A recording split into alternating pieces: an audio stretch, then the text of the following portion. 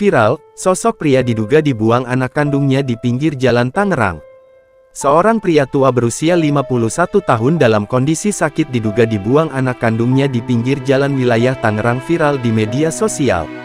Pria tua yang diduga dibuang oleh anak kandungnya itu viral setelah diunggah akun Twitter @mijan_la_2 pada Rabu tanggal 26 April tahun 2023.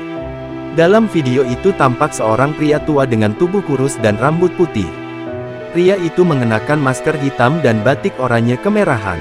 Dirinya terbaring di sebuah pos ronda pinggir jalan kawasan industri Palem Manis, RT 03 RW 05, Jatiuwung, Tangerang.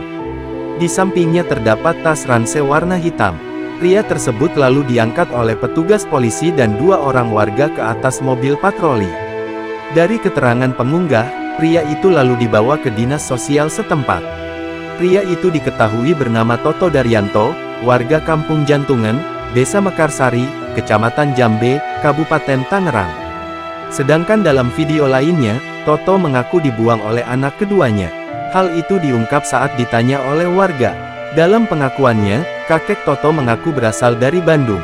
Namun ia memiliki saudara di Tangerang. Kasus ini pun masih dalam penyelidikan pihak kepolisian. Sedangkan Toto dibawa ke Dinas Sosial Tangerang.